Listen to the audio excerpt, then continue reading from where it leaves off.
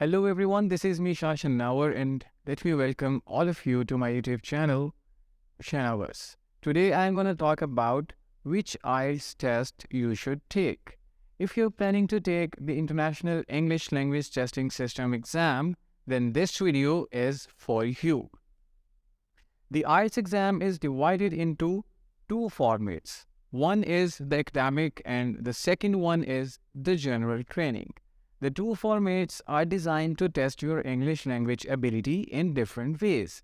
So which one should you take? Let's take a closer look. So if you are planning to study at university or college in an English-speaking country, then you will need to take the academic IELTS. This format is designed to test your ability to use English in academic settings, such as lectures, discussions, and seminars.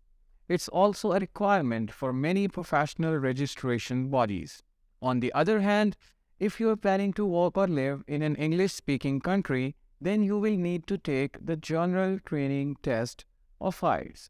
This format is designed to test your ability to use English in practical everyday situations, such as filling out forms, writing emails, and having conversations with friends and family.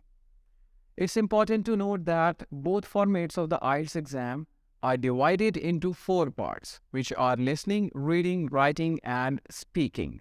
The questions in each part of the exam are different for academic and general training formats, so make sure to choose the right format for your needs. In conclusion, when choosing which IELTS test to take, consider your future plans and goals. If you're planning to study at university or college in an English-speaking country, take the academic IELTS.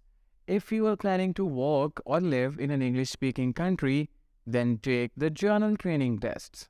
So that was all for the day, and don't forget to like and subscribe to our channel if you find it informative. And as always, if you have any questions or queries, please leave a comment. Thank you so much.